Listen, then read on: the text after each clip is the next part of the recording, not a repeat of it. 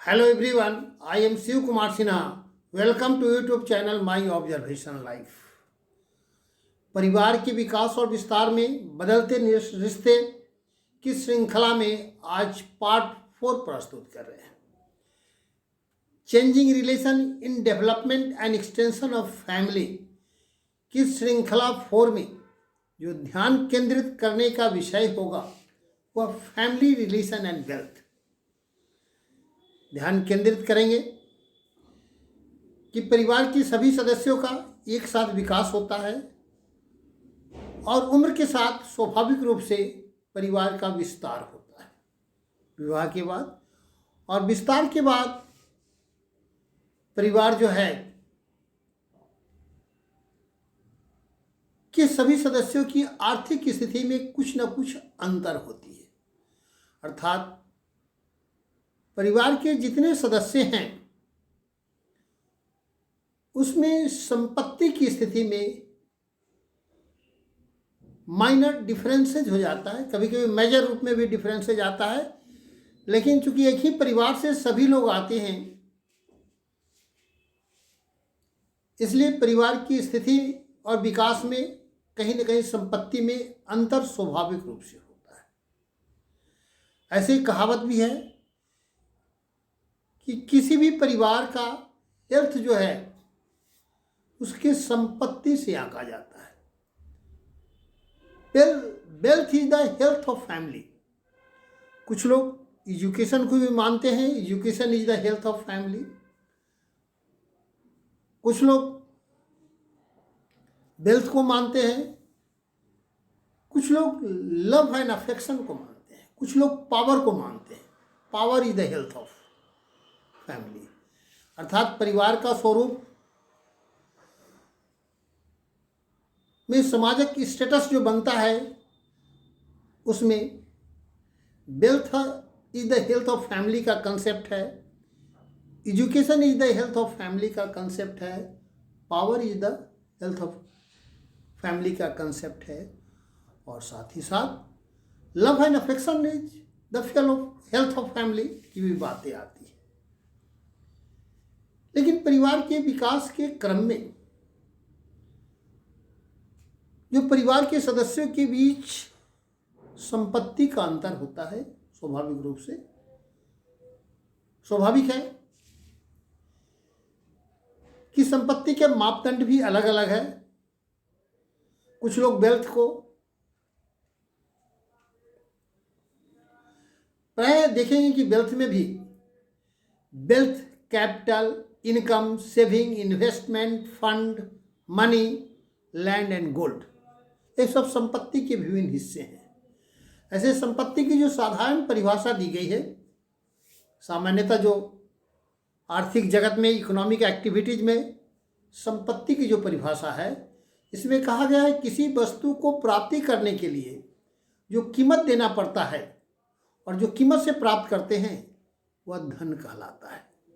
अर्थात धन में 4 गुण होना आवश्यक है। किसी भी वस्तु को धन कहने के लिए उस वस्तु की उपयोगिता होनी चाहिए, उस वस्तु में वस्तु का स्कार्सिटी होनी चाहिए, अभाव होना चाहिए, कमी होनी चाहिए। साथ ही साथ वह एक्सचेंजेबिलिटी भी होना चाहिए, एक हाथ से दूसरे हाथ में जाने की बात होनी चाहिए। और संपत्ति का ये भी है कि एक्सटर्नलिटी होनी चाहिए। ये नहीं कि अंदर की वस्तु अगर एक्सटर्नलिटी नहीं है तो वह संपत्ति नहीं है। संपत्ति का जो मापदंड है यूटिलिटी, स्कार्सिटी, एक्सचेंजेबिलिटी एंड एक्सटर्नलिटी, यह आर्थिक जगत में इकोनॉमिक एक्टिविटीज में यह संपत्ति का मापदंड है।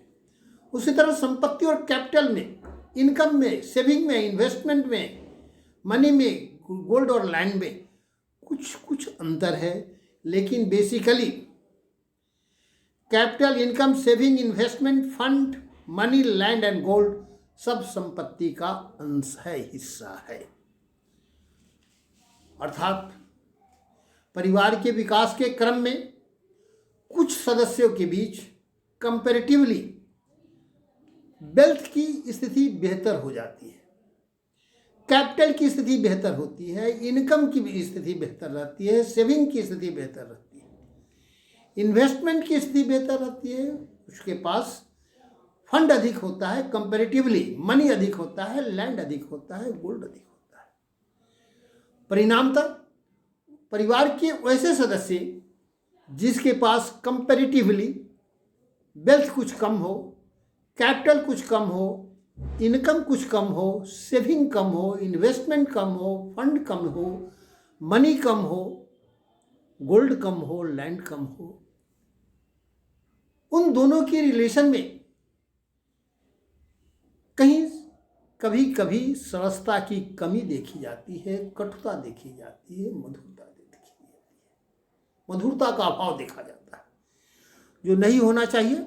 क्योंकि परिवार के सभी एक ही सदस्य हैं, एक ही परिवार से निकले हैं, और परिवार का जो हेल्थ साधारणतः इकोनॉमिक हेल्थ है सबका ठीक है, लेकिन थोड़ा बहुत अंतर स्वाभाविक रूप से होता है।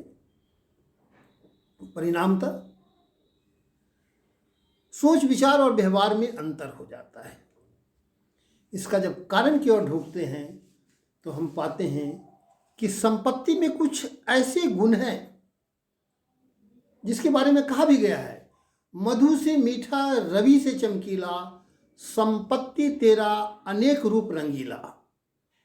अर्थात संपत्ति मधु से मीठा है, सूर्य से भी चमकीला है, और उसका अनेक रूप है, विभिन्न रूप है, रंगीला रूप है। वह अपना प्रभाव दिखाता है, जिसके कारण व्यवहार में अंतर होता है।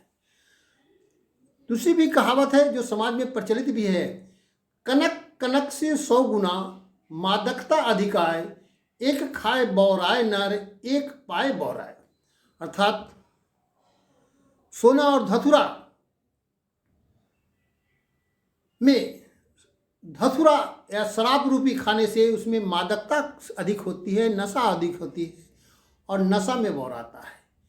लेकिन सोना एक ऐसा चीज़ है, कनक एक ऐसा चीज़ है जिसे खाने से नहीं बल्कि पा लेने से, प्राप्त कर लेने से ही उसका दिमाग बौराने लगता है। अर्थात वो सोच उसका तुलनात्मक दृष्टि से गलत हो जाता है। यह संपत्ति का कुछ बेसिक अपना गुण है जो परिवार के संबंध को एक ही स्थिति में भी हल्का माइनर डिफरेंसेस के कारण स्थिति होती है। परिवार के वैसे सदस्य जो कंपैरेटिवली थोड़ा सा बेहतर स्थिति में आ जाते हैं, उनकी बोली हमेशा फिसलती हुई अवस्था में रहती है, व्यंग्यात्मक होती है। परिवार के वैसे सदस्य जिनके प्रति कंपैरेटिवली संपत्ति कुछ कम हो।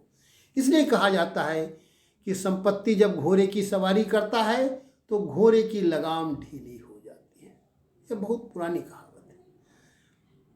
यह भी एक कहावत है कि वेल्थ करप्ट्स एंड, जिस तरह कहावत है कि power corrupts and absolute power corrupts absolutely, उसी तरह संपत्ति मनुष्य की आत्मा को मार देता है, और अधिक संपत्ति तुलनात्मक दृष्टि से अधिक उसकी आत्मा में नैतिकता की गुण की कमी आते देखा गया है। इसलिए वैसे व्यक्ति, परिवार के वैसे सदस्य जिसके पास संपत्ति की स्थिति बेहतर हो, वह जब बोलता है तो परिवार के अन्य सदस्य सुनते हैं और ट्रुथ साइलेंट हो जाता है। When money speaks truth is silent. यह कहावत भी है, वेल्थ के पास कोई आत्मा नहीं होती है, कॉन्शसनेस नहीं रहता है, वेल्थ का कोई संबंध नहीं होता है, वेल्थ का संबंध सिर्फ वेल्थ होता है। वेल्थ के सामने एवरीथिंग वेल्थ है, वेल्थ ही उसका गॉड है, वेल्थ ही उसका कर्म है, सब कुछ वेल्थ है। जबकि वस्तु स्थिति ऐसी नहीं है। इससे चूंकि दोनों परिवार के दोनों सदस्य समान रूप से पलते हैं, विकसित होते हैं, बड़े होते हैं, परिवार का विस्तार होता है, परिस्थितिवश, कर्मठतावश, सूझबूझवश, शिक्षावश, शक्तिवश, ज्ञानवश, सोचवश, कर्मवश कुछ लोगों के पास कंपैरेटिवली वेल्थ बेटर पोजीशन में रहता है, कैपिटल की स्थिति अच्छी रहती है, इनकम अधिक होता है, सेविंग अधिक होता है, इन्वेस्टमेंट अधिक होता है, फंड बड़ा रहता है, मनी अधिक होता है, लैंड अधिक होता है, गोल्ड अधिक होता है। लेकिन जैसे ही अधिक होता है तो परिवार के वैसे सदस्य जिनके पास कंपेरेटिवली कुछ कम वेल्थ हो, कुछ कम कैपिटल हो, कुछ कम इनकम हो, कुछ कम सेविंग हो, कुछ कम इन्वेस्टमेंट हो, कुछ फंड कम हो, मनी कुछ कम हो, लैंड कुछ कम हो और गोल्ड कुछ कम हो, तब उनके साथ संबंध की मधुरता में कमी आ जाती है या दोनों के बीच। और जिसके पास संपत्ति रहता है उनकी बोली कुछ उच्छृंखल हो जाता है। अतः जबकि यह सब लोग जान रहे हैं कि एक ही परिवार से आए हैं, परिवार का मोटा मोटी जो health of the family, wealth जो है, जो हेल्थ ऑफ द फैमिली का इंडिकेशंस है, वह मानक में बहुत मेजर अंतर नहीं है, मामूली अंतर है।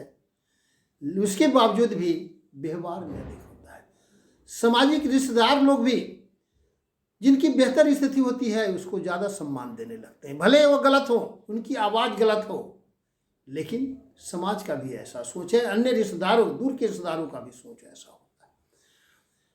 लेकिन यह अस्थायी नहीं होता है, यह ट्रांजिशनल फेज का होता है। ये एक जनरेशन की स्थिति होती है, दूसरे जनरेशन में चेंज हो सकता है। अतः हम परिवार के ऐसे सदस्य जो आर्थिक दृष्टि से माने वेल्थ के मैटर में कंपैरेटिवली थोड़ा सा बेहतर हो गए हों, उनसे अपील करते हैं कि वह अपने रिश्तेदार, अपने संबंधी, अपने परिवार के अन्य सदस्य जिनकी स्थिति कुछ इन्फीरियर हो, उनके प्रति दुर्व्यवहार की बात नहीं सोचे, अपने आवाज़ से, अपने व्यवहार से उसको आहत नहीं करें। यह मेंटल मेकअप जो वेल्थ का हो जाता है, वह मेंटल मेकअप को ध्यान रखें। जिनके पास कंपैरेटिवली कुछ कम हो, उन्हें भी अपने स्वाभिमान नहीं खोना चाहिए, आत्मसंयम रखना चाहिए और संयम में ही सफलता है।